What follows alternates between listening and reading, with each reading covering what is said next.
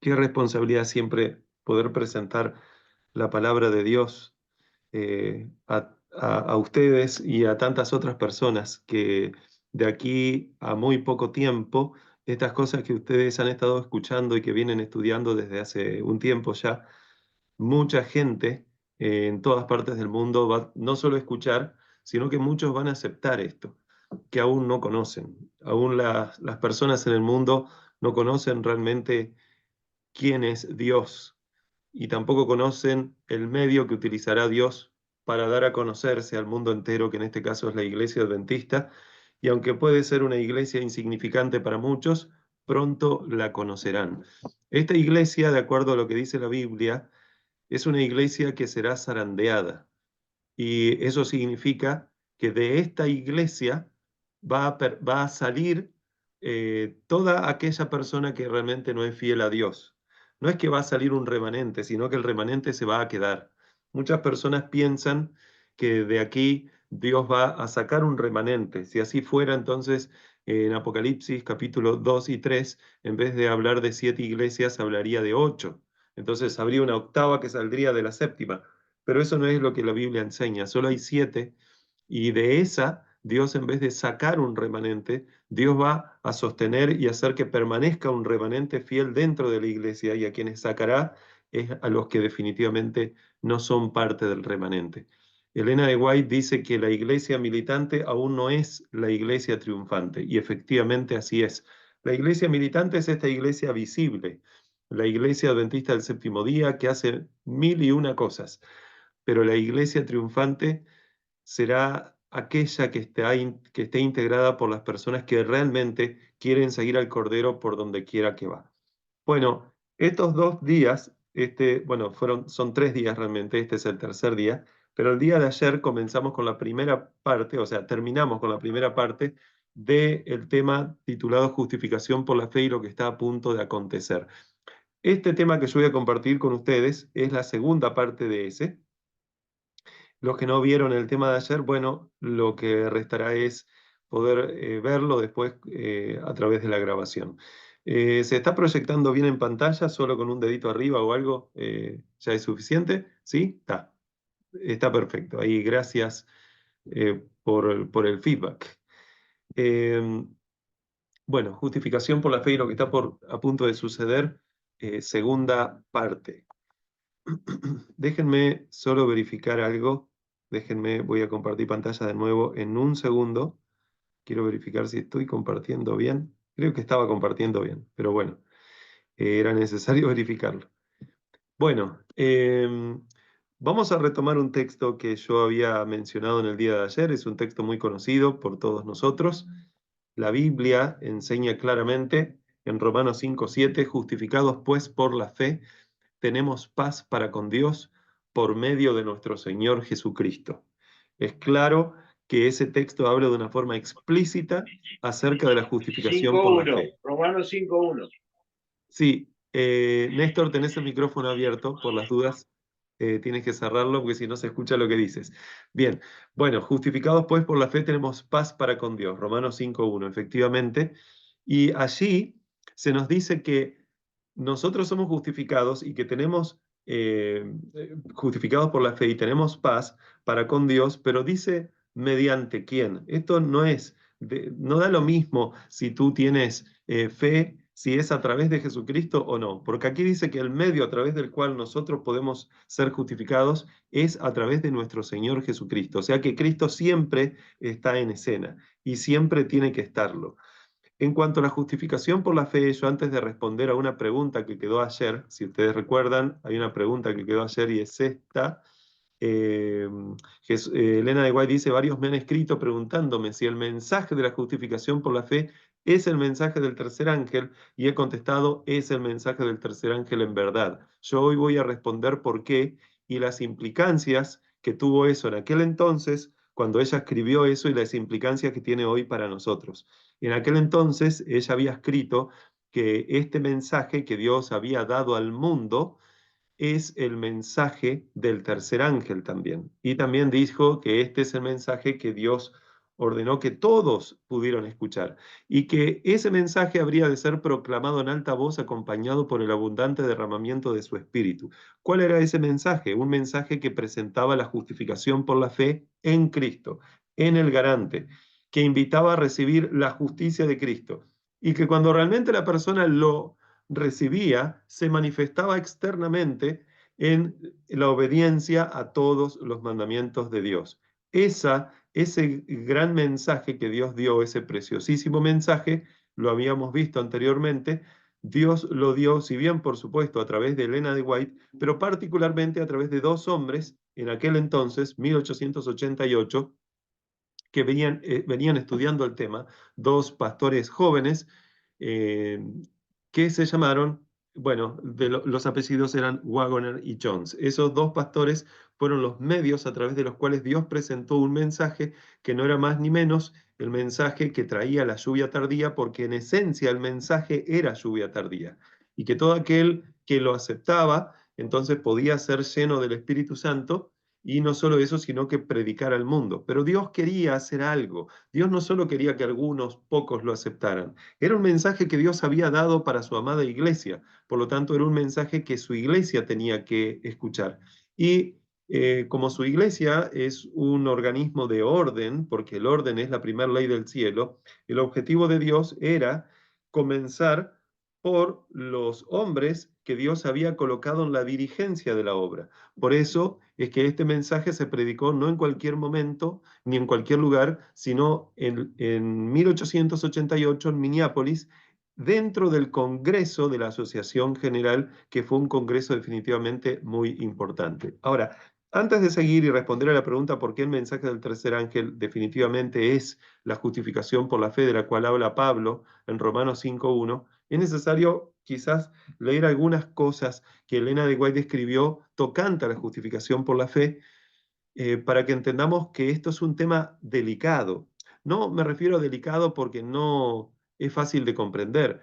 Tiene su complejidad, pero asimismo Dios lo dio al mundo. Dios quiere que hasta los niños lo comprendan. Y es un mensaje que en esencia, la forma en que Dios tiene de transmitirlo para el mundo hace que el mensaje sea fácil de comprender.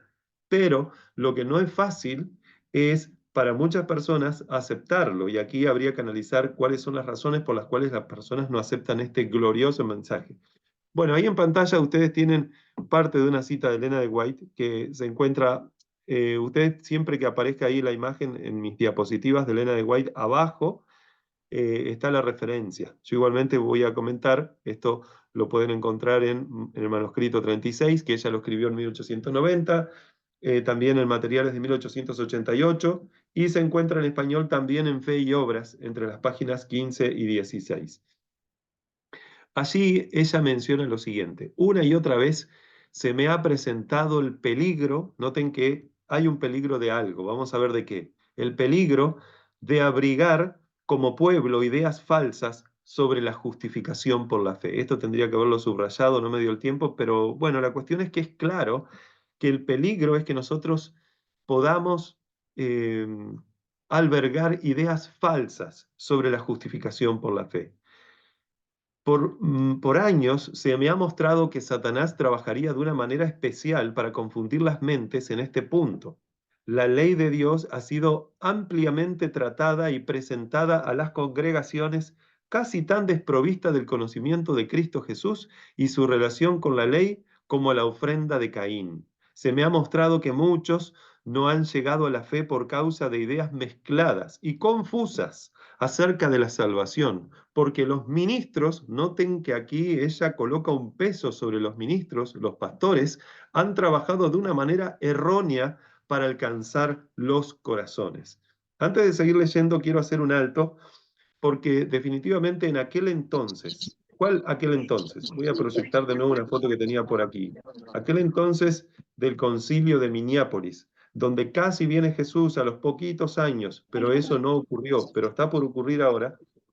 En aquel entonces, la iglesia adventista se caracterizaba, y hasta unos años más adelante también, como un pueblo muy conocedor de la verdad.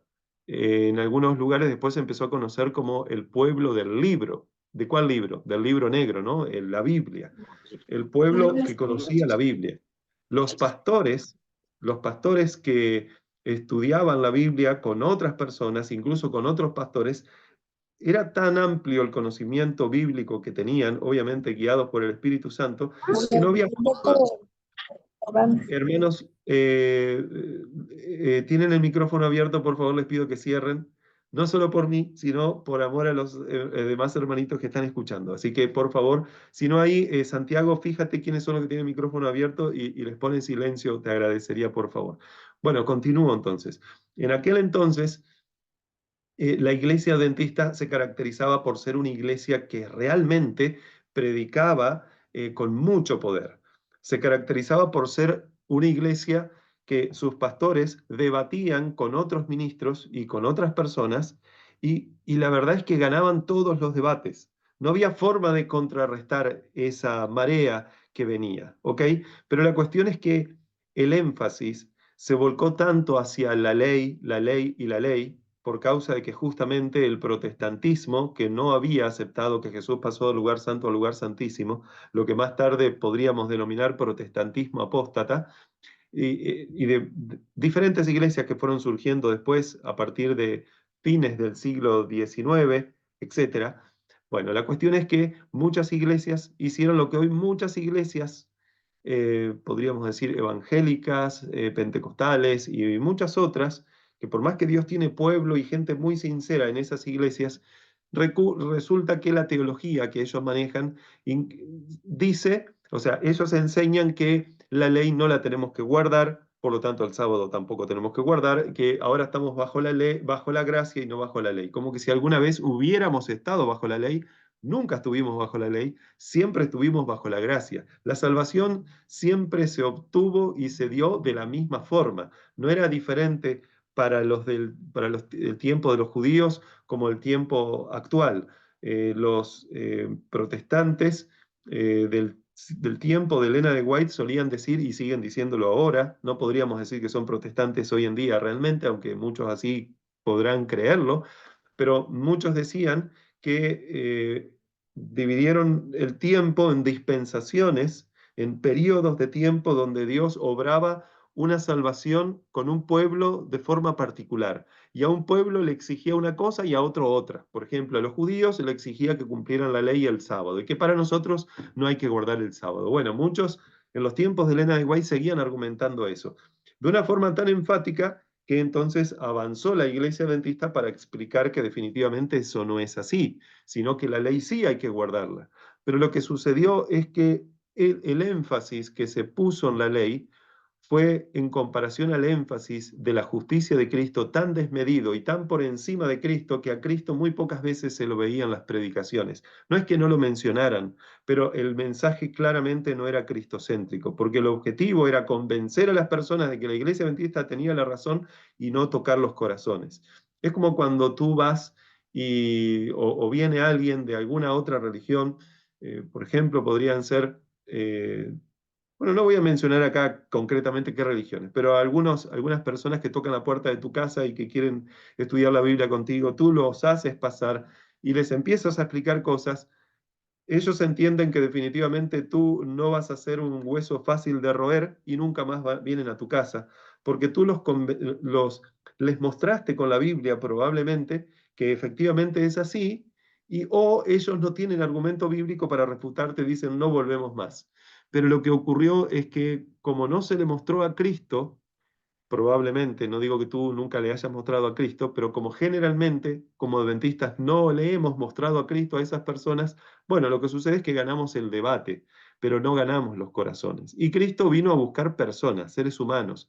Cristo no vino a que ganemos debates, aunque los debates tienen su parte positiva también. Cristo vino a transformarnos. Cristo vino a convertir el mundo, cosa que todo el mundo no va a ser convertido, pero Cristo vino a salvar personas, no a ganar debates. Repito, los debates son importantes y se ganarán de todas formas, pero de todas formas lo que le interesa a Cristo es salvar personas. A través de presentar la verdad, siempre, nunca hay que esconder la verdad, pero todo depende cómo presentamos la verdad. Si realmente exaltamos a Cristo para presentar la verdad o lo hacemos de forma fría y utilizamos el nombre de Cristo solo para decir, bueno, lo hemos mencionado en el medio del sermón, para decir que es cristocéntrico cuando realmente eso no es. Bueno, eso es lo que estaba ocurriendo. Entonces estos dos hombres reciben un mensaje de parte de Dios, Jones y Wagoner, y la iglesia entonces empezó a obtener información que no había obtenido antes de la forma que se estaba presentando. Yo voy a adelantar un poquito entonces para continuar con el tema. Ahí ella mencionó esto que yo les leí hoy, donde dice que nuestras ofrendas eran como si fueran las ofrendas de Caín, y en un contexto determinado, ella menciona que nosotros como adventistas teníamos tan claro la defensa de la ley, la ley, la ley, la ley, que habíamos quedado tan secos como los montes del Gilboa, sin rocío ni lluvia, y que era necesario presentar a Cristo para que este mensaje realmente sea refrescante a las personas, y no sea un mensaje de tienes que guardar la ley para salvarte, sino que tú tienes que aceptar a Cristo para ser salvo, y como consecuencia, a través de esa fe, vas a guardar las obras que Cristo quiere que guardes. Sigue diciendo ella, el punto que ha sido impreso por años en mi mente es la justicia imputada de Cristo. Si ustedes recuerdan, hermanos queridos, eh, yo les mencioné que la justicia, y bueno, Elena de White menciona que la justicia es imputada, es impartida. La justicia de Cristo no solo se escribe, la justicia con la que Cristo nos transforma, implica que no solo se escribe al lado de nuestro nombre, o nuestro nombre en el libro de la vida y al lado de nuestro nombre perdonado cuando lo aceptamos a Cristo y todo lo demás, sino que ocurre un cambio en nuestro corazón. Pero para que ocurra ese cambio es necesario presentar lo que Cristo hizo por ti. Eso implica la justicia imputada, de que tú sin pedirle nada a Cristo, Cristo ya te estaba salvando en la cruz desde antes de tu nacer. Desde antes de tu nacer, Él pagó con todos tus pecados, pagó todos, absolutamente todos tus pecados. Y como pagó todos tus pecados, tú naciste sin deuda alguna. Por lo tanto, lo único que te condenará si llegas a ser condenado, no es que naciste con esta naturaleza pecaminosa. La naturaleza pecaminosa no te condena. Te hubiera condenado si Cristo no hubiera venido a salvarte. Pero tú no naciste condenado por causa de esta naturaleza pecaminosa. Tú naciste con la salvación que Dios te da para que tú logres cobrar conciencia de la situación actual en la que estás y lo aceptes. Por lo tanto, si tú llegas a ser condenado, no va a ser porque por nacimiento fuiste condenado, sino porque a lo largo de tu vida pisoteaste al Cordero muchas veces hasta que el Espíritu Santo dijo, has endurecido tanto el corazón, hijo mío, que tengo que retirarme de ti. Y se retirará, por lo cual la persona estará perdida para siempre y condenada. Pero eso no es la voluntad de Dios. Dios no quiere eso. Justamente por eso envió a su Hijo. Y por eso es la importancia de entender el concepto de la justicia imputada de Cristo. Luego sigue diciendo ella, me asombra que este no haya sido convertido en el tema de disertación en nuestras iglesias en todo el territorio. Debo reconocer que como adventistas tenemos una falta con este tema, que no es cualquier tema, es el tema de los temas. Entonces muchas veces tratamos de llevar personas al bautismo y hacer mil y una cosas, lo cual está también bien. Bueno, depende de qué cosas hagamos, ¿no? Hay cosas que no siempre están bien, pero y hay cosas que no lo están en absoluto. Pero la cuestión es que no podemos dejar a Cristo fuera de la ecuación, decir que estamos dando sermones cristocéntricos solamente mencionando el nombre de Cristo. No, tenemos que mostrar qué es lo que hace Cristo realmente en el corazón. No basta con dar un sermón explicando el por qué el sábado es el día de reposo. Hay que exaltar a Cristo definitivamente para que el sábado tenga sentido, si no, no tiene sentido alguno. Cristo es el centro a través del cual están todas las doctrinas de la Biblia. Hay algunas personas que dicen que el santuario es el centro. Bueno, eh, podríamos decir que en algún punto lo es, pero debo discrepar porque todo mensaje que nosotros damos tiene que ser cristocéntrico. La realidad es que todo el santuario en la Biblia representa a Cristo, o sea que el santuario en sí no es el centro, el santuario también es un medio para un fin. ¿Cuál es el fin? Exaltar a Cristo, mostrar el carácter de Dios y por lo tanto exaltar a Dios en esencia. Ese es el objetivo de todo lo que Dios está llevando adelante en este gran conflicto. Continúo, dice, me asombra que este no haya no se haya convertido en el tema de disertación. ¿Cuál tema? El de la justificación por la fe. En nuestras iglesias por todo el territorio, cuando de manera tan constante me ha sido presentado con insistencia, parece que Dios vez tras vez a través de visiones y sueños le mostraba este tema, y lo he hecho casi el tema de casi cada discurso y plática que he dado a la gente. Parece que cuando Elena de White empezó a comprender más y más la importancia del tema de la justificación por la fe, ya su tema preferido fue este, ¿ok? Hay personas que se asombran, conozco adventistas que les molesta que uno predique acerca del tema de la justificación por la fe, y no importa si hablamos de lo que sea, podemos hablar del sábado, podemos hablar de la ley, podemos hablar de la reforma pro salud, podemos hablar hasta de cuestiones del matrimonio, podemos hablar de crianza de hijos, de familia, de economía, hasta podemos hablar de ovnis, pero todo tiene sentido si yo exalto a Cristo y en este sentido a través del correcto concepto de justificación por la fe, porque entendiendo por qué es que podemos ser justificados por la fe, definitivamente Cristo es exaltado. Y hay personas que dicen, no, no, ponte a hablar de otra cosa, sos muy justificación por la fe céntrico, cuando no entienden absolutamente nada, porque la justificación por la fe es el tema cristocéntrico por excelencia. Por eso ella dice, ¿cómo es posible que las iglesias no estén predicando esto? Estoy parafraseando, cuando de manera tan constante me ha sido presentado con insistencia y lo he hecho, por lo tanto, el tema de casi cada discurso y plática que he dado a la gente. Sigue diciendo ella, al examinar mis escritos de 15 años antes, esto lo escribió en 1890, o sea que hagan cuentas, 15 años antes son 1875. Dice, de 15 o 20 años antes, de 1870, de la década de los 70, de los 1870, eso es lo que está diciendo, hallo que presentan el tema en la misma luz, que quienes entran en la solemne y sagrada tarea del ministerio se les debería preparar, en primer lugar, con lecciones sobre enseñanzas de Cristo y los apóstoles acerca de los principios vivientes de la piedad práctica.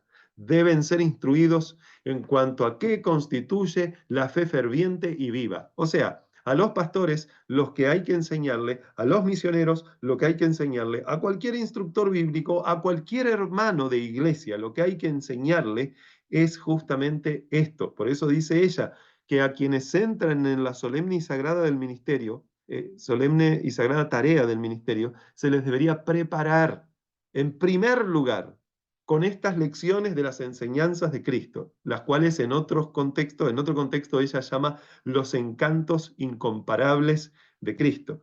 Voy a seguir leyendo, que si no vamos a estar rato aquí.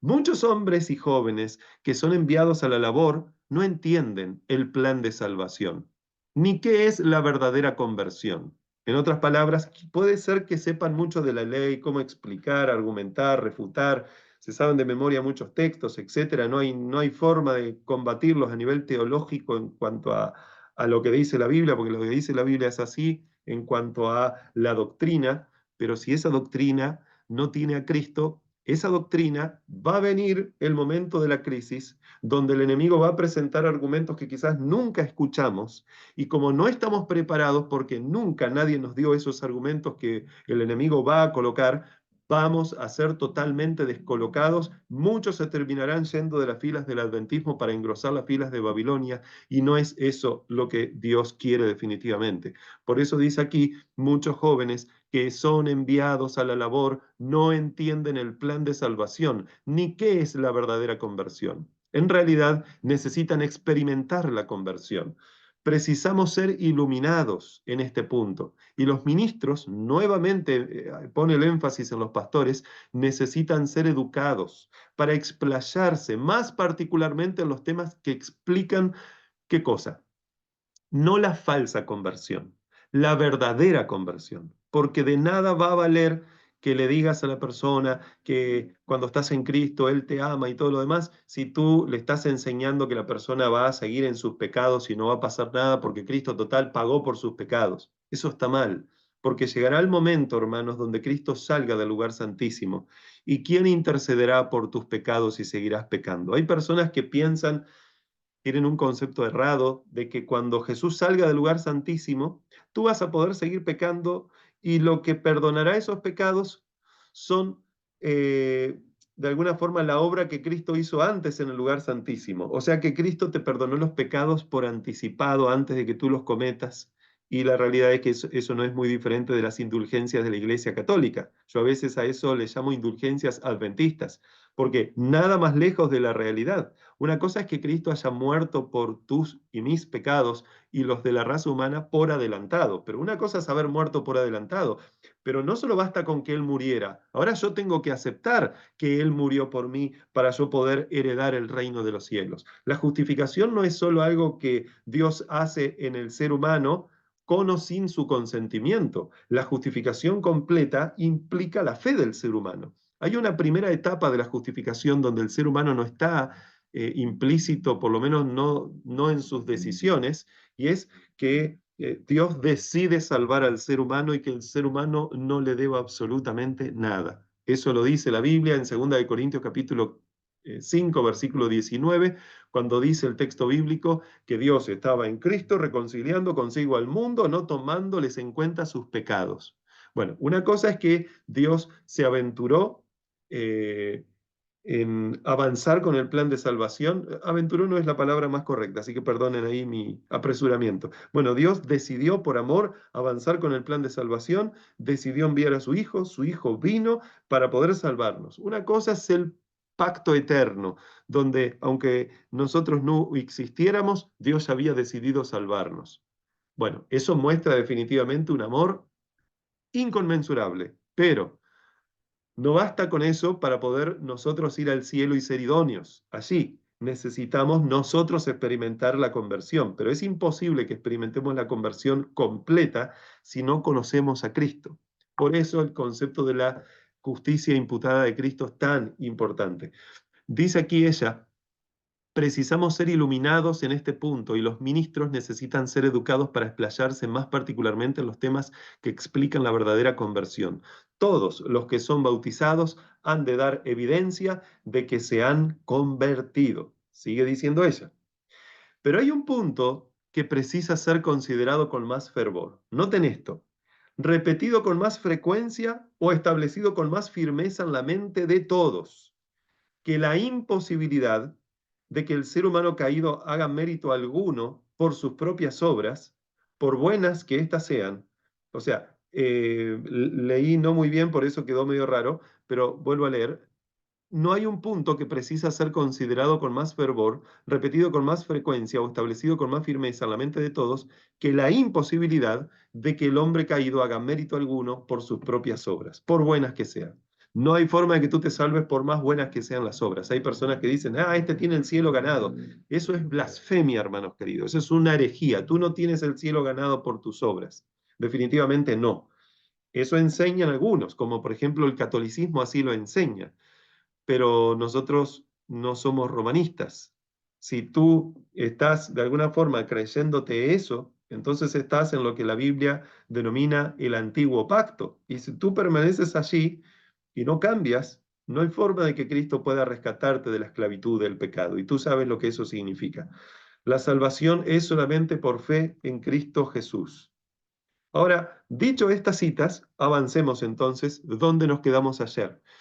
Era bueno entender un poco más acerca del concepto. Varios me han escrito preguntándome si el mensaje de la justificación por la fe es el mensaje del tercer ángel, y he contestado: es el mensaje del tercer ángel en verdad. ¿Por qué es el mensaje del tercer ángel en verdad? Bueno, la Biblia enseña, hermanos queridos, que el mensaje del primer ángel anunció y anuncia que el juicio ha llegado. La Biblia dice, Apocalipsis capítulo 14, versículos 6 y 7, que la hora de su juicio ha llegado. Eso es la parte central del mensaje del primer ángel. Es más extenso, pero en esencia transmite que la hora de su juicio llegó. El segundo ángel dice que Babilonia cayó o ha caído. Y el tercer mensaje angélico advierte definitivamente a no adorar a la bestia y a su imagen y a no recibir su marca. Eso ustedes lo pueden encontrar en Apocalipsis capítulo 14, desde el versículo 6 hasta el versículo 12. ¿Ok? Ahí están los tres mensajes angélicos. Ahora, ¿qué tiene que ver esto con la justificación por la fe? ¿Por qué el mensaje del tercer ángel es la justificación por la fe? Bueno, el mensaje del primer ángel, hemos visto, anuncia un juicio. ¿Cuál juicio? Bueno, un juicio donde se evidencia si Dios es justo o no lo es. ¿Justo o no lo es de qué? Bueno, de traer a personas al reino de los cielos que una vez fueron pecadoras y al mismo tiempo haber excluido a Satanás y un tercio de ángeles y también a todos los impíos del reino de los cielos. No porque los impíos alguna vez estuvieron, me refiero a los seres humanos, sino porque nunca podrán estar. Entonces, ¿es justo Dios en sus designios, en sus decisiones? Bueno, todo eso se evidencia en el juicio. Por lo tanto, en el juicio, quien en esencia es el primero en ser juzgado a través de nuestro juzgamiento, es el mismo Dios. Ese juicio se hace para que Dios vindique su carácter, demuestre al universo entero si Dios tiene razón o no. Y para eso tiene que mostrar quiénes se salvan y quiénes no y por qué. Eso es algo que debe quedarnos claro. Por lo tanto, el primer mensaje angélico anuncia ese juicio, donde se evidencia, repito, si Dios es justo o no lo es, y quién es fiel a Dios y quién no lo es. Por otro lado, el mensaje del segundo ángel dice que evidentemente Babilonia no es ese sistema justo, no es las personas que están en Babilonia, si no salen, no son justamente las personas que heredarán el reino de los cielos. Y el tercer ángel dice qué sucederá con todo aquel que se encuentre en Babilonia. Por lo tanto, si quisiéramos de alguna forma resumir estos tres mensajes, de alguna forma podríamos decir que hay un juicio que establece quiénes están en la verdad y quiénes no. A través de ese juicio se decide en el universo, o sea, se observa en el universo si Dios tiene razón o no. Se menciona también que Babilonia no permaneció en la verdad, que es infiel a Dios y que por lo tanto, como es infiel, cayó. Y por lo tanto, quienes no salgan de Babilonia serán destruidos. Eso definitivamente es parte del mensaje de los tres ángeles. Pero dije parte, no es todo el mensaje, porque hay algo más. Hay algo que es mucho más grande que saber quién cayó, quién será condenado y cómo será condenado. Yo les mencioné que lo más importante aquí en este juicio, lo he estado mencionando anteriormente también, es que Dios salga vindicado de ese juicio. Bueno, pero para eso, para Dios salir vindicado de ese juicio, Dios tiene que mostrar al universo evidencia. La mayor evidencia que Dios podría mostrar no son cosas, sino son personas. Por eso la Biblia dice en Isaías, vosotros sois mis testigos y mi siervo a quien yo escogí. ¿Para qué? ¿Para qué escogió Dios a su pueblo? Definitivamente para que Dios pueda ser defendido en su pueblo, vindicado en su pueblo. ¿Para qué eligió Dios señalar a Job y decirle a Satanás, ¿has visto a mi siervo Job? Bueno, definitivamente Dios sabía lo que había en el corazón de Job. Fue para que a través de Job, este siervo, perdón, a través de su siervo Job, Dios pudiera ser defendido, vindicado y se evidenciara que Satanás no tiene razón, que Dios sí tiene razón y que Satanás siempre proyectó falsas doctrinas, ideas y conceptos sobre sus compañeros acerca de Dios, pero siempre se equivocó. Por lo tanto, es necesario que esto que pasó con Job, que esto que pasó con Jacob, que esto que pasó con varias personas, definitivamente suceda en su iglesia, en su última iglesia que Dios tiene sobre este mundo. Por lo tanto, eso importante, que yo todavía no lo venía mencionando, pero que a propósito no mencioné dentro de los tres mensajes angélicos, es lo que aparece en el versículo 3, que es el último versículo del mensaje, perdón, en el versículo 12, que es el último versículo de Apocalipsis, perdón, el último versículo del mensaje del tercer ángel que aparece en Apocalipsis 14. En Apocalipsis 14, desde los versículos 6 al 12, están los tres mensajes angélicos. El tercer mensaje, su último versículo es el 12, cuando habla acerca de aquí está la paciencia de los santos, los que guardan los mandamientos de Dios y tienen la fe de Jesús. Así que podríamos decir que esos tres mensajes, en estos tres mensajes hay una promesa. ¿Cuál es la promesa? La promesa no es que la hora de su juicio llegó, ahí sencillamente hay una declaración. La promesa, evidentemente el juicio era una promesa de que iba a llegar, pero la promesa esencial, la principal promesa, es la que se nos da a través de esa declaración que mencioné que está en el versículo 12. Aquí está la paciencia de los santos, los que guardan los mandamientos de Dios y tienen la fe de Jesús. Y lo interesante es que la esencia del mensaje del tercer ángel reside en esa declaración y en esa promesa. Acuérdense que Dios, cuando declara, ejecuta, pero muchas veces cuando declara, da testimonio de algo que Él ya hizo. ¿Quiénes son los que van a poder salir victoriosos de la bestia y su imagen y que no recibieron la marca en su frente ni en su mano? En Apocalipsis 13 no los vemos allí, porque ahí se habla de las cosas negativas que este sistema hará en el mundo entero. Pero en Apocalipsis 14 sí. En Apocalipsis 14 aparecen el pueblo de Dios sellado, dentro de los cuales evidentemente aparecen los 144.000 que son los que no conocerán la muerte. Y para mostrar cómo es que Dios obró en ellos, aparecen los mensajes de los tres ángeles donde el, la, podríamos decir la frutilla del postre o la parte esencial, la parte más rica y sabrosa, la parte que Dios quiere que cuando nosotros degustemos de ese mensaje sea una delicia en nuestro estómago, en nuestra boca y no amargue nuestro vientre como lo que sucedió en el gran chasco, sino que esto realmente traiga la segunda venida de Jesús, es justamente la justificación por la fe. ¿Cuál fe? La fe que aparece ahí en Apocalipsis 14:12, que no es ni más ni menos que la fe de Cristo.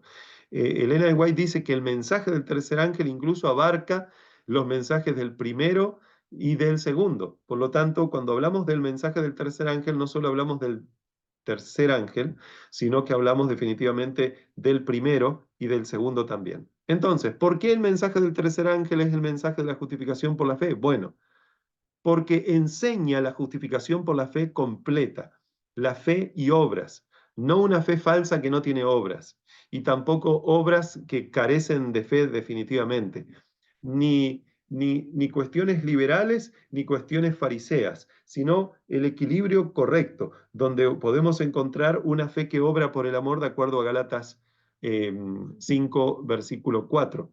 Versículo 6, perdón, Gálatas capítulo 5, versículo 6. Y aparte de por qué es el mensaje del tercer ángel la justificación por la fe, que ella dijo, varios me han dicho y yo dije que sí, bueno, ustedes saben, ahí aparece la palabra fe y la Biblia dice que solamente por fe es que nosotros, por gracia, por medio de la fe es que podemos ser salvos. Por lo tanto, ese mensaje del tercer ángel exalta el verdadero concepto de justificación que Dios quiere que tengamos, que es un concepto donde se enseña que hay que guardar y que se puede guardar los mandamientos, y poder guardar los mandamientos a través de Cristo implica no pecar. ¿Me explico? Acuérdense lo que mencionaba ayer, o guardas los mandamientos o no los guardas. Si los guardas no pecas, si no los guardas pecas. ¿Por qué? Si no los guardas pecas, porque el pecado es transgresión de la ley. No se puede estar guardando los mandamientos y en ese momento estar pecando. No se puede, porque justamente pecar es no guardarlos. A ver, decir que tú puedes guardar los mandamientos, pero sos pecador, es lo mismo que decir lo siguiente. Miren esto, es lo mismo que decir, tú guardas los mandamientos, pero al mismo tiempo no los estás guardando. Tú tienes que decidir, o los guardas o no los guardas. Jamás en la Biblia se enseña que nosotros mientras los guardamos, al mismo tiempo no los estamos guardando. Por lo tanto, la Biblia tampoco enseña que mientras los guardamos y por lo tanto no pecamos, estamos al mismo tiempo pecando. Eso no enseña la Biblia. ¿Y por qué más? El mensaje de la justificación por la fe es el mensaje del tercer ángel, o al revés. El mensaje del tercer ángel es el mensaje de la justificación por la fe porque contrasta dos evangelios. ¿Cuáles son estos dos evangelios? El evangelio de Dios y el evangelio de Babilonia. El evangelio verdadero y el evangelio falso. En el evangelio verdadero, la salvación es por gracia mediante la fe, una fe que obra por el amor, como vimos en Gálatas 5:6. Y esto significa victoria sobre el pecado y no hay forma de discutir eso. En cuanto a el otro evangelio, el evangelio falso, es un evangelio que enseña la salvación por obras, eso es un tipo de legalismo, o la salvación en pecados, que es otro tipo de legalismo. Algunas personas piensan que el legalismo solo es de los fariseos. No, no, el legalismo no es de los fariseos. Había dos tipos de legalismos, definitivamente en los tiempos bíblicos, y hoy en día también lo hay, y ahora lo vamos a ver. Pero antes de ver ¿Cuáles son estos dos tipos de legalismo que yo ya adelanté aquí? Salvación por obras y salvación en pecados. ¿Y cuáles dos grupos de personas en los tiempos de Jesús representaban este legalismo? Quiero mencionarles que este falso poder apóstata que enseña Babilonia eh, reúne justamente a estos dos grupos. ¿Cuál es ese poder? Este que ustedes están viendo en pantalla. Ese poder es el que reúne a estos dos grupos. Vuelvo para atrás. ¿A cuáles dos grupos? No al verdadero y al falso. ¿Vieron que dentro del falso yo ahí coloqué salvación por obras y abajo dice salvación en pecados? Bueno, los que crean que serán salvos por obras, junto con los que crean que serán salvos en sus pecados, o sea que puede seguir pecando hasta la segunda venida de Jesús y será salvo, es porque han bebido del vino de Babilonia. Y no importa si tú eres adventista o no, eso no tiene nada que ver, porque acuérdate que si bien Dios quiere que salgamos de Babilonia, puede ser que Babilonia no haya salido de nosotros. Recuerden lo que le pasó a la esposa de Lot. La esposa de Lot salió de Sodoma, pero Sodoma no salió de ella y se convirtió en una estatua de sal y se perdió. Bueno, de la misma forma, porque nosotros estemos pisando terreno santo, no significa que lo que hay en nuestro corazón necesariamente sea santo, porque nosotros pudimos haber salido de Babilonia, pero Babilonia no haber salido de nosotros. Y Dios quiere que las dos cosas ocurran, que no solo yo salga de Babilonia, sino que también yo pueda ser eh, no solo un hijo amado, sino un hijo amado en quien Dios sienta complacencia. Por lo tanto, estaré haciendo la voluntad de Dios para yo complacer a Dios. Bueno, pero este falso evangelio enseña la salvación por obras y enseña la salvación en pecados.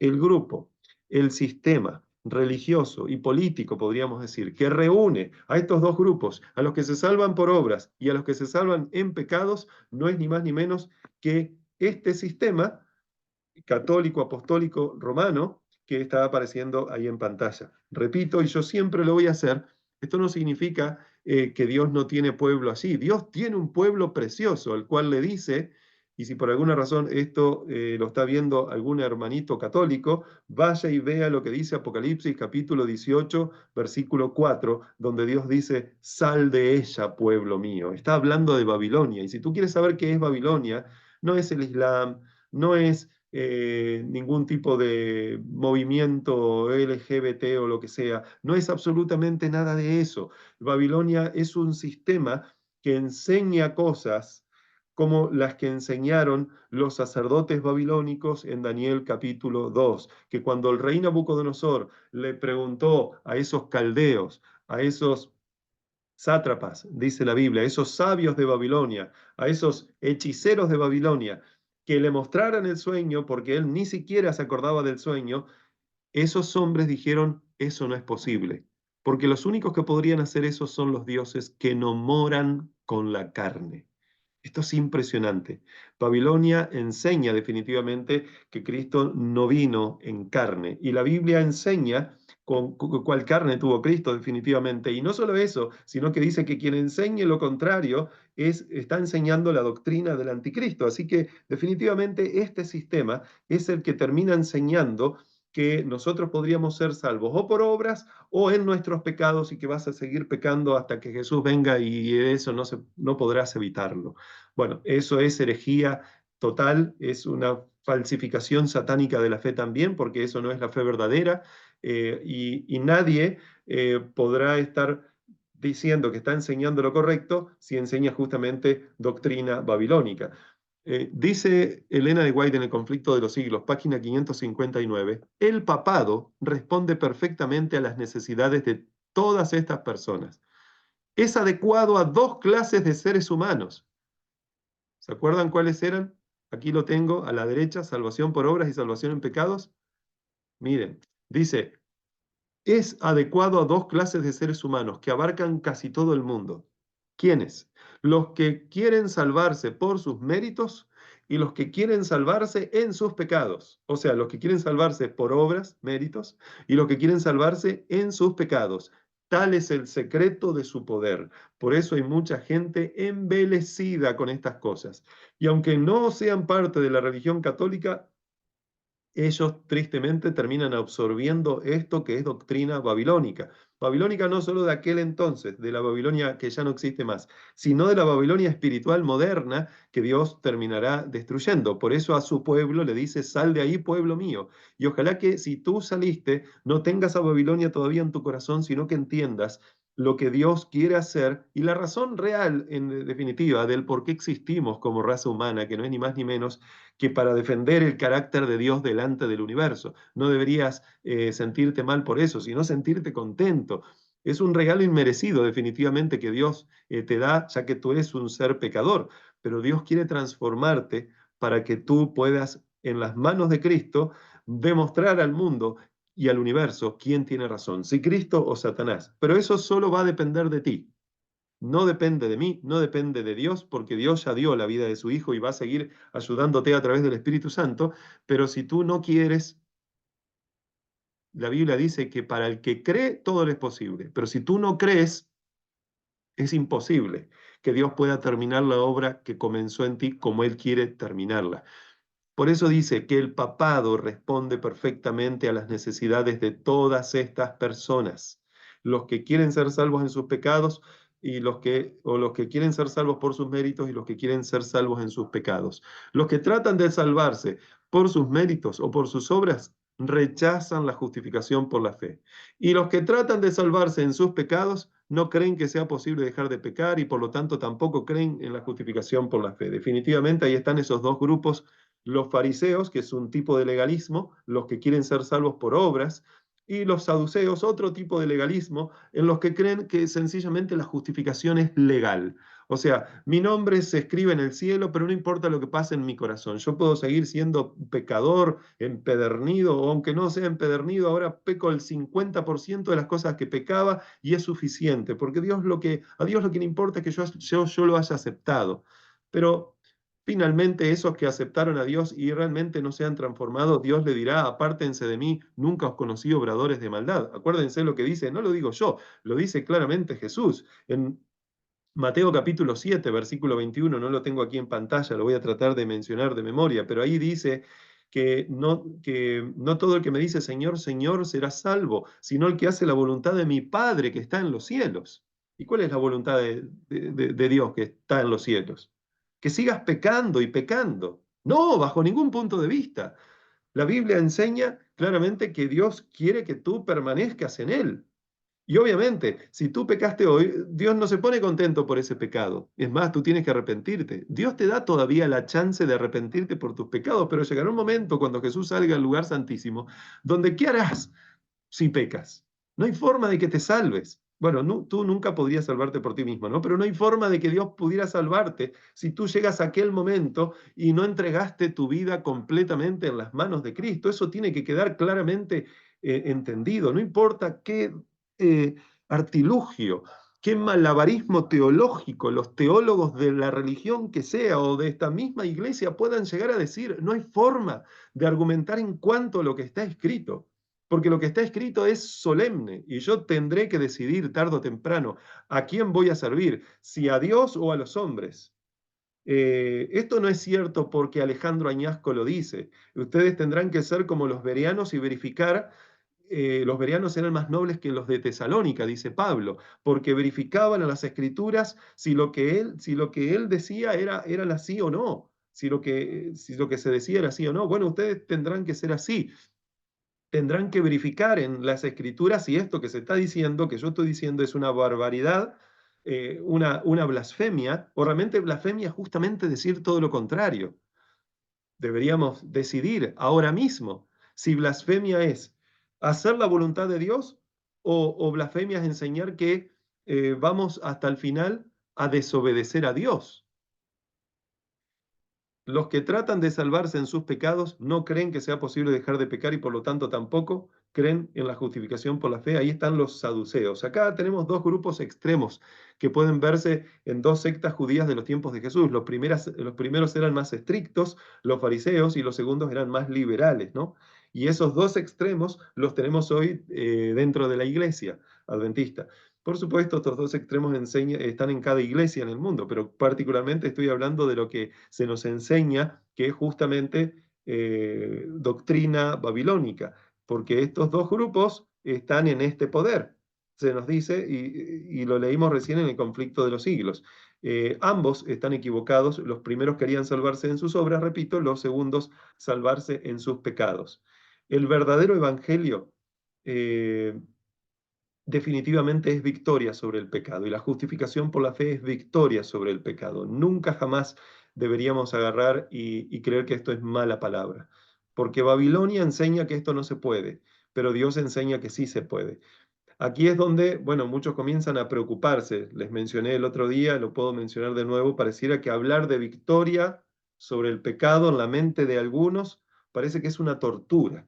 Bueno, esto definitivamente es porque creen que ellos mismos con sus pobres e insignificantes fuerzas pueden vencer el pecado. Interpretan los mandamientos de Dios como órdenes injustas dadas por un Dios que sabe que no podemos cumplir con los mandamientos. Y si es así, entonces ¿para qué Dios nos dio los mandamientos? Sin embargo, dejan de lado algo muy importante, lo que la Biblia enseña como el preámbulo de los 10 mandamientos. Porque muchas veces nosotros cuando enseñamos los mandamientos a quien sea, para enseñar del sábado, vamos a los mandamientos y arrancamos por el versículo 3. Pero no, los mandamientos fueron dados en un contexto y nunca deberíamos obviar ese contexto. Para poder explicar los mandamientos correctamente y entender que Dios no es un Dios tirano, no es un Dios que pide cosas al ser humano que Él sabe que son imposibles y que parece que Él se goza en pedirnos cosas que sabe que nunca podríamos hacer. Bueno, no, Dios no es así. El dicho que dice que al que Dios llama capacita, me imagino que ustedes lo conocerán. Y es que es así, si Dios te pide que guardes los mandamientos es porque te capacita para poder guardarlos. Pero para entender eso tú tienes que ver el contexto. El contexto se halla en Éxodo capítulo 2, perdón, capítulo 20, versículo 2. En ese contexto dice, yo soy Jehová tu Dios que te saqué de la tierra de Egipto de casa de servidumbre. Eso es lo que el texto claramente está diciendo.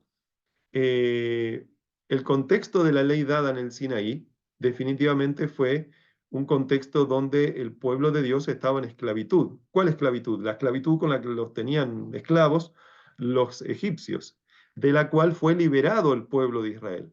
Bueno, Dios no esperaba que ellos hicieran algo imposible por ellos mismos, que se liberaran a ellos mismos. Dios sabía que para ellos era imposible definitivamente liberarse. Bueno, de la misma forma, Dios sabía que era imposible para ellos guardar los mandamientos. Pero si era imposible, yo vuelvo a preguntar, ¿por qué le dio los mandamientos? Bueno, se los dio justamente con ese preámbulo. Esto es importante, el preámbulo que ustedes tienen ahí en pantalla. ¿Para qué? Para que ellos entendieran que de la misma forma que Dios los libró de la esclavitud de Egipto para que le sirvieran, bueno, también los libraría de la esclavitud del pecado para que le pudieran obedecer. El mismo Dios que es todopoderoso, hizo milagros, mandó las 10 plagas, hizo cruzar el Mar Rojo y muchas otras cosas, el Dios que creó el mundo, el Dios que levantó, que le dio vista a los ciegos y todo lo demás, es el Dios que podía transformar el corazón de su pueblo para obedecer los mandamientos. Es por eso que existe el preámbulo. El preámbulo existe para que recordemos qué hizo Dios por nosotros en nuestra historia pasada, para que no temamos al futuro. Por eso Romanos capítulo 6, versículo 16, dice, ese texto conocido, donde menciona que no sabéis que si os sometéis a alguien como esclavo para obedecerle, sois esclavos de aquel a quien obedecéis, sea del pecado para muerte o sea de la obediencia para justicia. Pero gracias a Dios, dice el versículo 17, que aunque erais esclavos del pecado, habéis obedecido de corazón a aquella forma de doctrina a la cual fuisteis entregados, y libertados del pecado, vinisteis a ser siervos de la justicia. Versículo 18. Acá no dice libertados de la condenación del pecado. Acá claramente habla de libertados del pecado. Y ahora se nos pregunta, ¿a quién queremos obedecer? ¿Al pecado o queremos obedecer a Cristo?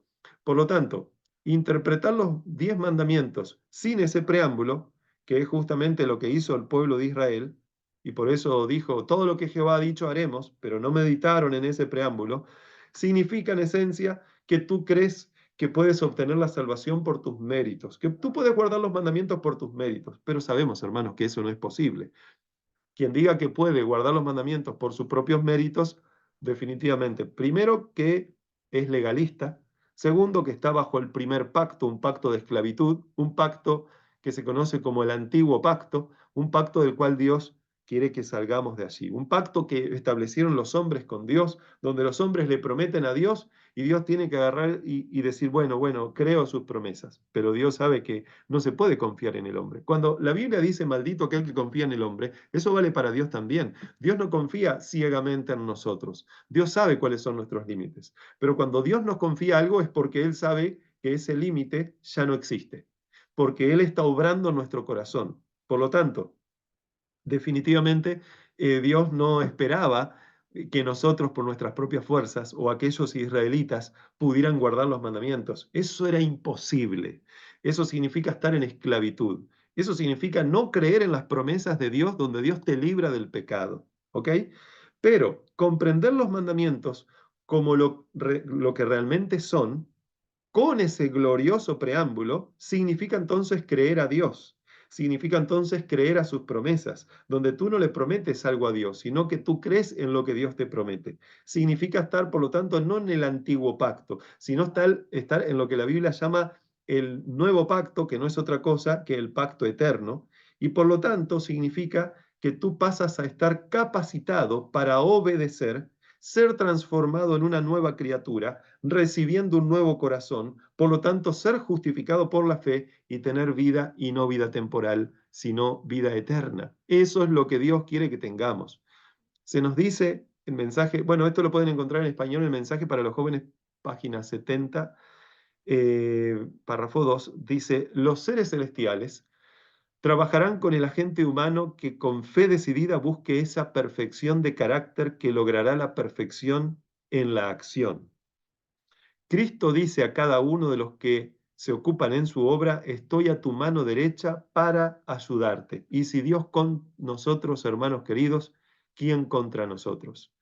Otra cita maravillosa que se encuentra en Palabras de Vida del Gran Maestro, página 268, dice, cuando la voluntad del hombre coopera con la voluntad de Dios, llega a ser omnipotente. Cualquier cosa debe hacerse por orden, cualquier cosa que debe hacerse por orden suya puede llevarse a cabo con su fuerza.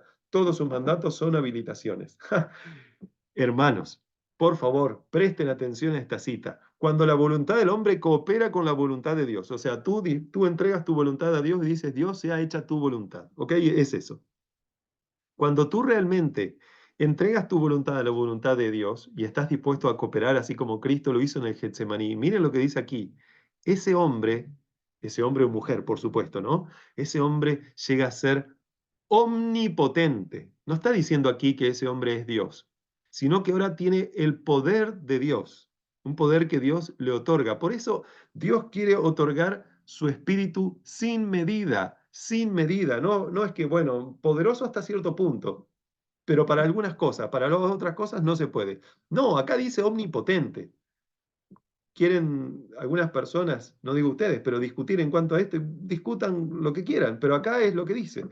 Elena de White es una autora que fue levantada por Dios para ayudarnos a entender la Biblia. Algunos tratan de interpretar a Elena de White, lo cual no hay problema porque todo debe ser interpretado, pero con la excusa del contexto, utilizan el contexto como excusa. Lo que quiero decir es que texto sin contexto es mero pretexto, pero algunos utilizan el contexto como pretexto. Y esto es peligroso. Elena de White escribió en testimonios sencillos y directos para que todo el mundo pueda entenderlo y para que las personas que estaban leyendo la Biblia y no entendían pudieran tener más luz que les alumbrara la Biblia para poder ahora entender la Biblia. Eso es lo que está diciendo. Y luego dice, mira, cualquier cosa, no casi cualquier cosa, no, cualquier cosa que debe hacerse por orden suya. Pregunto, ¿aquí estarían incluidos los mandamientos? ¿Los mandamientos no son órdenes también? Aparte de habilitaciones y promesas. Claro que sí. Dice, cualquier orden que debe hacerse por orden suya puede llevarse a cabo con tu fuerza, dice aquí. No, hermano mío. Dice ahí con su fuerza. Está hablando de Dios, con la fuerza de Dios. Por eso dice que todos sus mandatos son habilitaciones. O sea, no hay excusa contra el pecado. No hay excusa de que Dios no te ha habilitado. No hay excusa de que Dios no te dio la fuerza para vencer. Yo pequé hoy, ¿saben? Ustedes supongo que también. Pero hay una diferencia grande en reconocer el pecado y decir, pequé por culpa mía, y decir, pequé porque soy un ser humano pecador, como que si eso justificara tus pecados, porque si eso es lógico, si eso está bien, entonces Dios te tendría que perdonar definitivamente los pecados de los cuales incluso no te arrepientas. Porque ¿qué le vamos a hacer? Como yo decía ayer, hay personas que dicen, yo nací así, viví así, y voy a morir así, pero también se van a perder así. La Biblia no enseña que nosotros en el medio que tenemos que perdernos. Dios quiere hacer algo en el medio. O sea, si nosotros vamos rumbo hacia el abismo de la perdición y Jesús viene a nuestro rescate, no es para que sigamos de largo y lo pisoteemos y sigamos de largo hacia el lago que arde con fuego y azufre. No, Dios no quiere eso. Dios quiere que miremos más alto. Dios quiere que si vamos a pisar a Cristo, sea para utilizarlo como escalera que nos va a llevar al cielo, no como una persona que está pasando por encima de Cristo porque no le interesa lo que Cristo enseña, definitivamente. Cualquier cosa puede hacerse por orden suya y dice, todos sus mandatos son habilitaciones. O sea que cuando Dios te manda algo, Dios te habilita. Los 10 mandamientos, hermanos queridos, son 10 promesas. Son promesas que tú las tienes que creer y que cuando tú las crees se convierten en una bendición en tu vida definitivamente. Eh, por lo tanto, definitivamente Dios quiere que nosotros le creamos. De eso se trata la justificación por la fe. La fe tiene que ver con creer. Y la pregunta es, ¿quién obrará esa victoria? Bueno, es necesario que dé más argumentación de la que ya he dado para decir que es Dios, pero se las voy a dar igualmente. Miren lo que dice Hebreos capítulo 13, versículo 20 y 21, que es Dios el que hace la obra en nosotros. No somos nosotros. Es Dios el que ejecuta, es Dios el que hace las cosas buenas en nosotros. Dice, y el Dios de paz que resucitó de los muertos a nuestro Señor Jesucristo, el gran pastor de las ovejas, por la sangre del pacto eterno, os haga aptos. Noten cuál sangre, ¿no? La sangre del pacto eterno.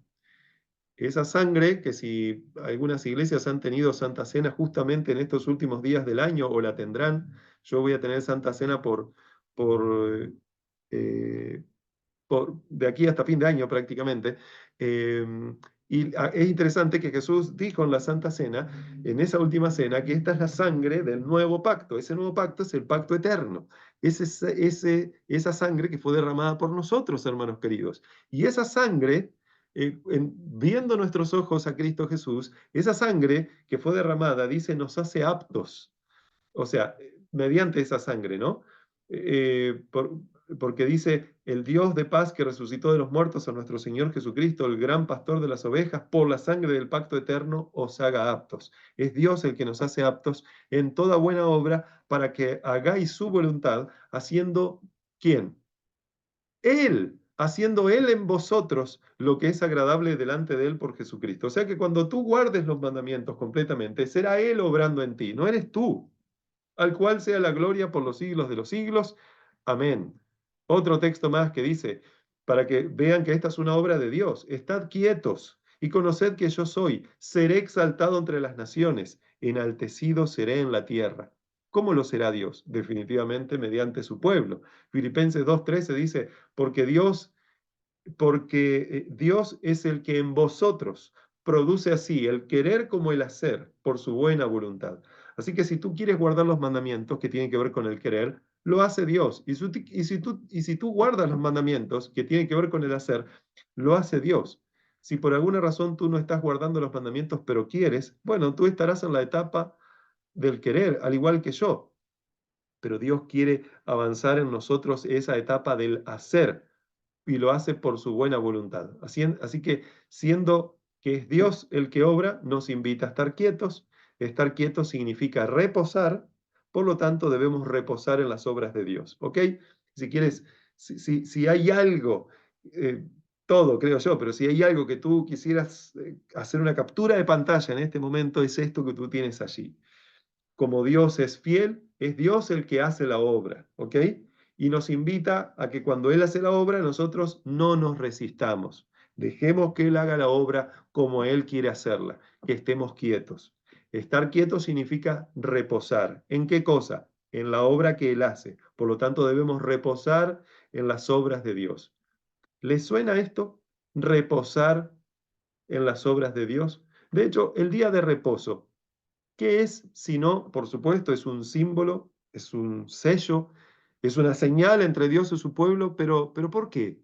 Bueno, el cuarto mandamiento dice que Dios creó el mundo en 6 días y en el séptimo reposó. ¿Qué estaba haciendo el ser humano en ese día de reposo? Contemplando la obra que Dios había hecho los 6 días anteriores, ¿no? Por lo tanto, estaba reposando en la obra que Dios mismo había hecho. Por lo tanto, podríamos decir perfectamente que el sábado es el símbolo perfecto, hermanos queridos, de la justificación por la fe. El ser humano ha cesado de tratar de alcanzar la justicia por sus propias obras.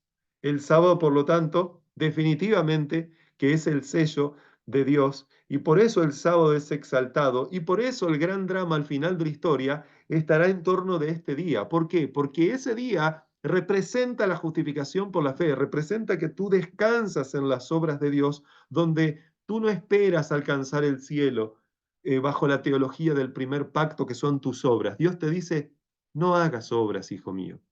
Reposa, reposa en mis obras. Reposa en mis obras y eso significa que tú tienes que tener fe y entonces serás justificado.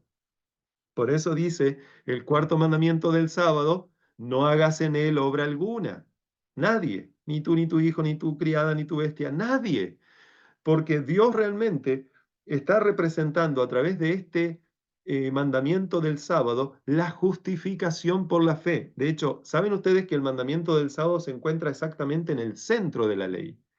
No tengo aquí para proyectarles, esto es parte de otro tema, pero si tú vieras los mandamientos en hebreo, aunque no sepas hebreo, no importa, pero sabes que ahí están, y lo que están son los mandamientos, vamos a suponer, ¿no? El hebreo se lee de derecha a izquierda, pero se lee de arriba para abajo.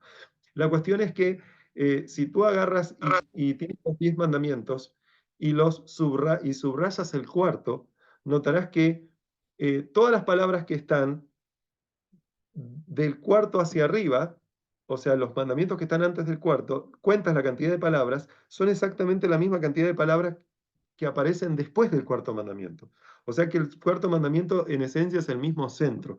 Y dentro del cuarto mandamiento, si tú cuentas todas las palabras en hebreo, la palabra que está en el centro es la palabra Shabbat. O sea que hasta incluso en la forma de escribir los mandamientos, Dios quiso dejar claro que en esa estructura, podríamos hablar de estructura literaria aquí, definitivamente, aparezca el sábado exaltándose de alguna forma por encima de los demás mandamientos, pero no porque los demás no sean importantes, sino porque este mandamiento, que es la esencia del mensaje del tercer ángel, que es la justificación por la fe, incluye lo que Dios quiere enseñarte, qué es Él, cuál es el carácter de Dios y si Dios realmente tiene poder para convertir al ser humano, si Dios realmente es bueno por haber echado a Satanás y sus ángeles del cielo, y bueno también por ingresarte a ti al reino de los cielos, y no corra peligro el universo nuevamente. Bueno, la única forma de demostrarlo es por una prueba final que vendrá al ser humano, que en este caso no es coincidencia, no es coincidencia ninguno. Esto es teología bíblica.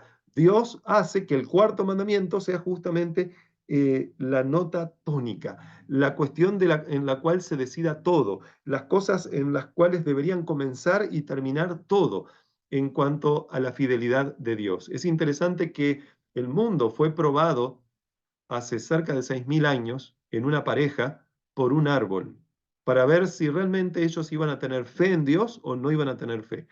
Al final de la historia, cada uno de nosotros será probado por un día, y ese día no es ni más ni menos que el día sábado.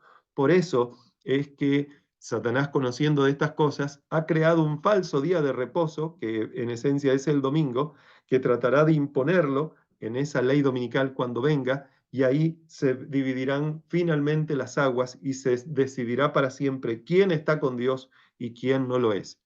Si Jehová es Dios, servidle, dice el texto, ¿verdad? Porque yo en mi casa serviremos a Jehová. ¿De qué lado nosotros quisiéramos estar? El texto dice claramente que el sábado es un día de reposo especial donde Dios hizo los cielos y la tierra, el mar y todas las cosas que en ellos hay, y eso no cambió ni cambiará jamás. Y en la repetición del sábado, que no solo aparece en Éxodo, aparece en otros textos, pero en la repetición de los 10 mandamientos que aparecen en Deuteronomio 5, nuevamente se enfatiza, ninguna obra harás. Por eso Hebreos capítulo 4, versículos 9 y 10 dice, por tanto, queda un reposo para el pueblo de Dios, porque el que ha entrado en su reposo, esto es, el que ha entregado su vida, el que es justificado realmente por la fe, esto está diciendo. Y por eso, si ustedes leen todo Hebreos capítulo 3 y Hebreos capítulo 4, evidentemente ahí aparece el día sábado, porque dice, en otro lugar dijo acerca del sábado, pero aquí utiliza el sábado como un símbolo de lo que Dios quiere hacer en tu corazón, transformándolo completamente, porque el que ha entrado en su reposo también ha reposado de sus obras, como Dios de las suyas. Esto es, el que ha entrado en su pacto, el pacto eterno, el nuevo pacto, en el cual Dios nos salva por su gracia mediante la fe, ha cesado de creer en el antiguo pacto donde yo puedo hacer algo para salvarme. Yo no puedo hacer nada para salvarme.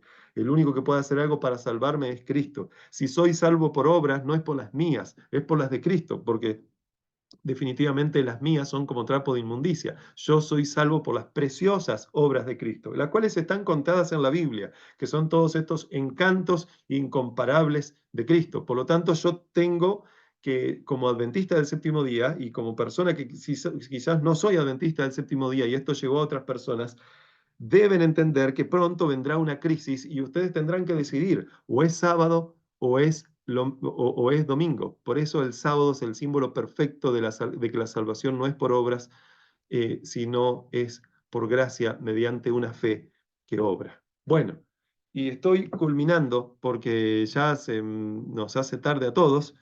Gracias a Dios, ustedes todavía no están ahí y hay varias conexiones.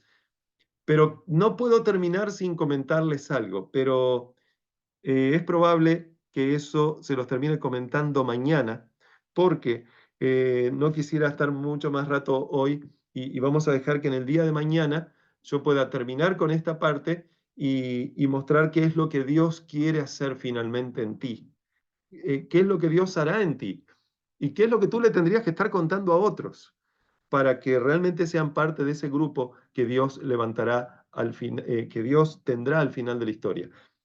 Una cosa en cuanto a esto, ¿por qué yo puse en esta diapositiva qué sucedió? Yo puse en esta diapositiva qué sucedió por esto que va a aparecer ahora en pantalla. Voy a retroceder bastante con una imagen.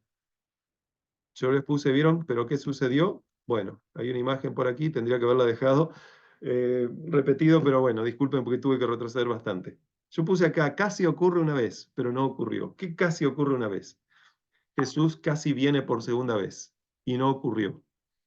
Mañana vamos a ver detalles que aparecen en la Biblia y en los textos de la hermana White del por qué esto no ocurrió.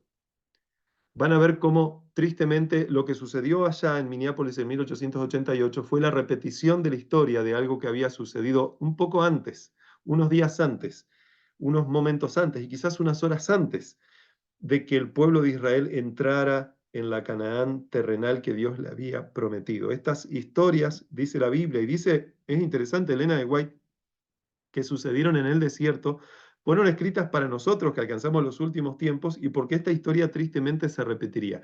Minneapolis fue una repetición de la historia del pueblo de Israel en torno o casi ahí en el borde de la Canaán, ahora no terrenal, sino la Canaán celestial. Vamos a ver qué es lo que sucedió, qué es lo que ocurrió. Y en esencia, lo que les puedo decir es que hubo un endurecimiento tan grande por parte de los líderes en aquel entonces que Jesús entonces no pudo venir. Pero, voy a culminar aquí, quiero decirles que hay muchas personas que piensan que, bueno, aquello que fue rechazado en Minneapolis, mañana vamos a leer citas muy, muy importantes que tienen que ver con nosotros hoy en día. Muchas personas creen que lo que fue rechazado en Minneapolis fue rechazado allá, pero hoy en día no estamos rechazando nada. Bueno, más allá de entrar en los argumentos teológicos de si hoy en día como iglesia estamos rechazando o no Minneapolis, deberíamos basarnos sencillamente en lo que varias veces he mencionado en otros temas, que veamos la realidad. La realidad es que Cristo vino o no vino, no vino. Punto. ¿Qué es necesario que suceda para que venga? Que venga la lluvia tardía. Y para que venga la lluvia tardía necesitamos vivir conforme a la lluvia temprana. Necesitamos creer en las promesas que Dios nos dio. Entonces, ¿vino la lluvia tardía? No. Entonces significa que no estamos todavía creyendo en las promesas de Dios.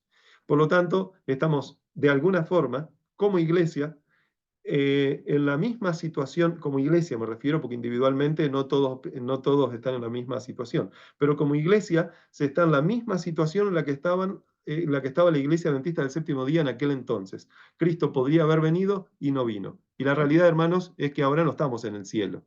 Que el reino de los cielos se haya acercado no significa que estamos en el reino de los cielos. Ahora no estamos en el reino de los cielos, por lo tanto significa que Cristo no vino, excepto que estemos viviendo en una ilusión óptica que no tiene sentido ninguno. Cristo no vino. Y no vino muy sencillo, porque su iglesia todavía no aceptó el mensaje que tiene que aceptar. Cuando su iglesia acepte ese mensaje, entonces Cristo finalmente podrá hacer lo que quiere hacer. Yo sé que no toda la iglesia lo aceptará. Como dice Elena de White, debemos esperar que todos se conviertan, y ella dice, eso nunca llegará, eso nunca sucederá. O sea, eso jamás sucederá que todos se conviertan. Pero Dios le está dando un tiempo a su amada iglesia para que se prepare. Vendrá un zarandeo, ya estamos en el zarandeo, pero vendrá un momento del zarandeo donde solo quedarán firmes los que creyeron a la palabra de Dios. Todos los demás, no importa que su nombre esté en la lista de miembros de la iglesia adventista, Elena de White dice que saldrán para engrosar las filas de Babilonia. La pregunta es, ¿tú qué quieres hacer, hermano? ¿Tú quieres permanecer en el pueblo de Dios, habiendo una vez salido de Babilonia, permitir que Babilonia salga de ti también? ¿O tú quieres seguir rechazando el mensaje que Dios ha dado, el preciosísimo mensaje que Dios ha dado a su pueblo, para venir cuanto antes a buscarnos? Y por lo tanto, si tú lo rechazas, bueno, aparte de que te perderás tú, muchos contigo también se podrán perder, porque tú en ese momento no habrás sido un instrumento de salvación. Y solo podemos ser dos cosas, o instrumentos de salvación o instrumentos de perdición. No hay término medio, no hay forma. O tú estás ayudando a Cristo a que el Evangelio sea predicado y que se salven personas, o estás dirigiendo a las personas al lago que arde con fuego y azufre que un día existirá en este mundo.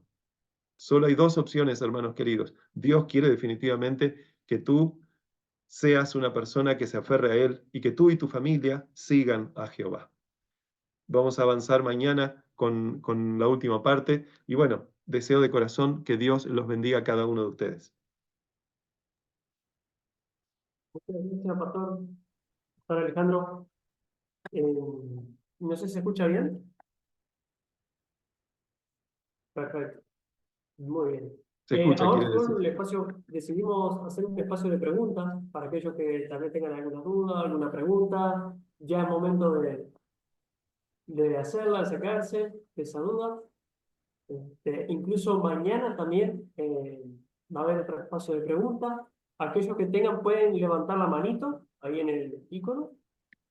Y ya de paso, aprovechando el tiempo, Pastor Alejandro, mañana, ¿cómo titula el tema para mañana? Creo que lo mencionó, me parece.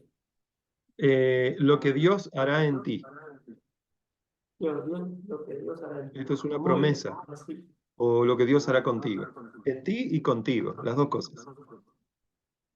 Muy bien. Así que los esperamos mañana, el mismo canal, o sea, el mismo link de Zoom, a la misma hora. Bien, si no hay preguntas, no hay dudas. Muy bien. Entonces, poderoso mensaje, dice gloria a Dios por este maravilloso y claro mensaje. Hay muchos, la verdad que sí que ha sido un mensaje que nos ha animado, nos ha fortalecido bastante en la palabra de Dios y en la fe, ¿verdad? La verdad que sí que ha sido de gran bendición. Bueno, El micrófono, por Mary, favor. veo varias Ahora personas perdí el aquí control. conocidas. Ahora sí. Perdón. ¿Había pregunta? No. Una pregunta. Perdón. Alejandro, no se escucha. Una pregunta. Quiero hacer una pregunta. Sí, sí, adelante, pequeña Gabriela, ¿cómo estás? Bien, ¿y usted? Bien, bien. Pregunta. Una pregunta. ¿Qué es la salvación? Muy bueno, es una pregunta sencilla y compleja al mismo tiempo. Pero la salvación es un regalo inmerecido que Dios da al ser humano. La salvación es la posibilidad de vivir para siempre en el cielo con Cristo, donde no vamos a morir nunca más, no va a haber dolor, no va a haber más separación. Dios quiere salvarnos de las consecuencias del pecado y del pecado también. Así que, pero la forma más básica de definir la salvación es un regalo inmerecido. Yo no, yo no merezco ser salvo justamente porque pequé y la Biblia enseña que la paga del pecado es la muerte, pero Dios en su infinito amor hizo que mis pecados fueran pagados por Él mismo, en la persona de su Hijo. Y a cambio me regala la vida de ese Hijo. Por lo tanto, la salvación en esencia es la vida eterna que obtengo a través de una persona que es interesante, Gabriela, que esa persona, que es Cristo, su nombre, Jesús, significa Salvador. Por lo tanto, podríamos decir que la salvación también es una persona. Es un regalo que Dios da al ser humano. Es el mayor y más grande regalo. La salvación en esencia es Cristo, que fue dado al ser humano para que nosotros podamos tener su vida, y su vida es eterna. Así que la vida que tendremos no tendrá fin. Wow, muy interesante la pregunta.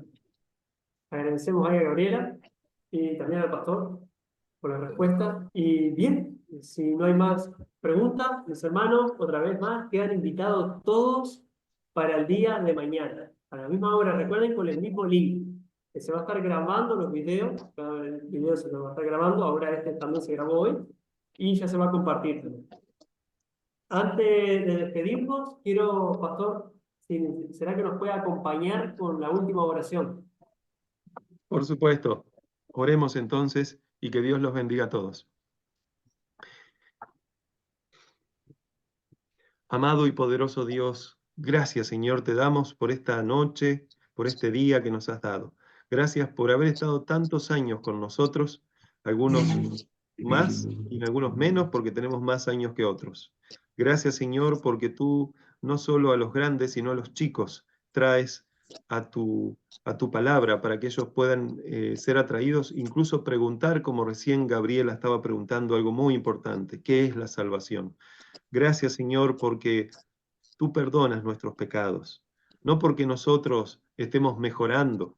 No necesariamente tenemos que mejorar para que tú nos perdones, sino porque tú nos amas. Pero definitivamente tú quieres que nosotros no seamos los mismos antes que después de haber pedido perdón. Ayúdanos cuando pedimos perdón a creer que tú no solo nos perdonas de las consecuencias, sino que nos das el poder para que la próxima vez que venga la tentación podamos salir victoriosos de esa situación, Señor. Ayúdanos a tener la fe de Cristo, la fe de Jesús, y vencer como Él venció. Te pedimos todo sin merecerlo, en el nombre precioso de tu amado Hijo, Cristo Jesús. Amén, Señor. Muy bien, queridos hermanos. Gracias, pastor, por el día de hoy, por el mensaje. Y también gracias, queridos hermanos. La verdad que ha sido de gran bendición. Los esperamos mañana a la misma hora con el mismo link. Un fuerte abrazo, queridos hermanos. Que Dios los bendiga a todos, desde todos los lugares de donde se conectaron, que veo que fueron de varios lugares. Que Dios los bendiga. Nos vemos mañana a las 20 horas.